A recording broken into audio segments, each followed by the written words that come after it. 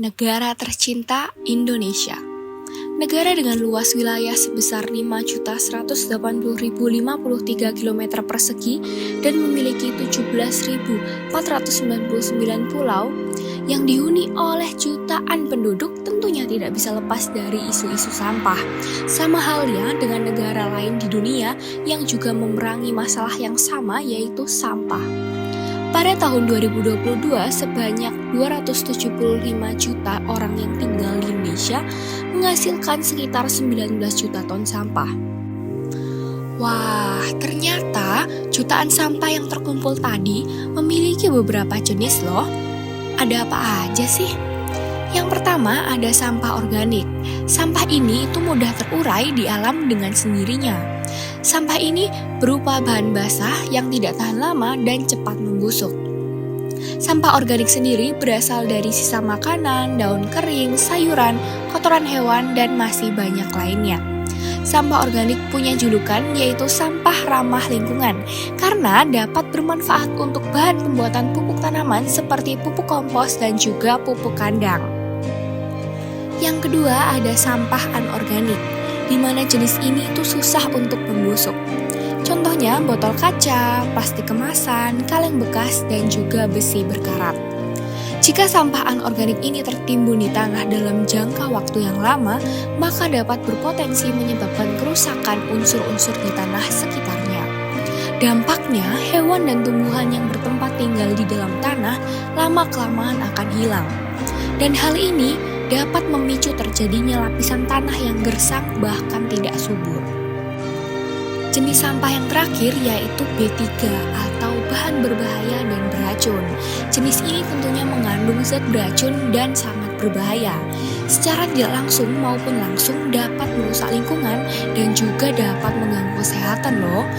Sampah B3 dapat berupa cairan pembersih lantai, deterjen pakaian, pembasmi serangga, dan batu baterai.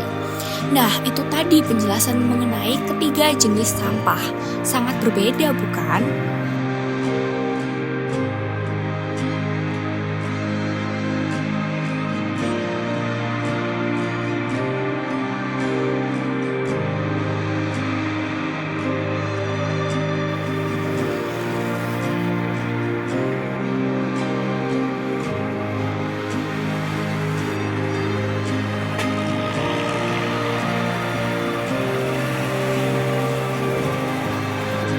Nah, disinilah pada akhirnya sampah-sampah dari rumah tangga ataupun sampah apapun itu dibuang, yaitu di tempat pembuangan akhir di Benowo. Nah, sekitar bertonton sampah yang ada di sini itu dapat mengakibatkan kebocoran atau sampah tersebut tidak dapat ditampung dengan maksimal di dalam sini sehingga bisa mencemari lingkungan yaitu laut maupun udara. Jadi saya merasakan baunya di sini lumayan menyengat ya, karena di belakang saya langsung ini sudah terdapat gunung sampahnya. Nah, yang di laut itu pada tahun 2018 Indonesia itu mengalami kebocoran sebesar 0,48 sampai 1,29 juta ton di dalam lautan ya. Bahkan 5 binatang laut itu ditemukan banyak sampah di dalam perutnya. Jadi memang kita itu harus benar-benar menanggulangi masalah sampah yang ada di sini karena memang seperti yang bisa kita lihat sampahnya itu sangat menumpuk dan juga sulit untuk terurai. Jika dibakar juga dapat merusak lingkungan ya, seperti udara dan juga lingkungan sekitarnya. Oleh karena itu, alangkah baiknya kita memilah sampah-sampah agar tidak membahayakan kelangsungan makhluk hidup. Pemilihan sampah merupakan kegiatan mengelompokkan dan memisahkan sampah sesuai dengan jenis dan sifat sampah. Pemilihan sampah bertujuan untuk mempermudah proses pengelolaan sampah. Selain itu, juga dapat mengurangi pencemaran lingkungan yang diakibatkan oleh penumpukan sampah yang masih tercampur. Cara memilah sampah rumah tangga bisa dimulai dengan menyediakan tempat sampah yang berbeda untuk setiap jenis sampahnya.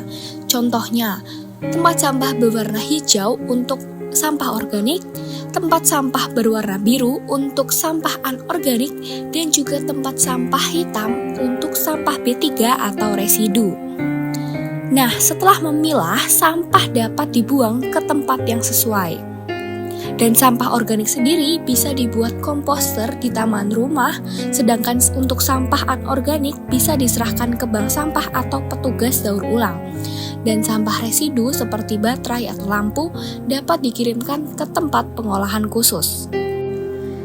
Di sisi lain, kita bisa mengurangi sampah dengan cara mengurangi penggunaan plastik, mendaur ulang sampah yang dapat diolah, mulai menggunakan tas kain daripada kantong plastik atau kresek, dan juga mulai membudidayakan maggot, di mana itu dapat mengurangi sampah organik yang ada di rumah, di mana maggot akan menghabiskan atau memakan sayuran busuk, buah busuk, sisa makanan, dan sampah organik lainnya. Dan juga kita bisa belajar untuk membuat lubang biopori, di mana itu dapat mengurangi sampah organik juga seperti sayuran, daun kering, dan juga lainnya, dan sekaligus bisa mengatasi masalah banjir. Berikut adalah lokasi pengambilan gambar kami di salah satu tempat pembuangan sampah di Jawa Timur, Indonesia. Tempat ini membantu menyadarkan masyarakat betapa memprihatinkannya masalah sampah di Indonesia. Dan harapan kami sebagai generasi muda, dengan menayangkan kondisi seperti ini, masyarakat menjadi terdorong untuk mulai memperhatikan alam sekitar dan mulai untuk memilah sampah demi mengatasi darurat sampah yang terjadi di Indonesia.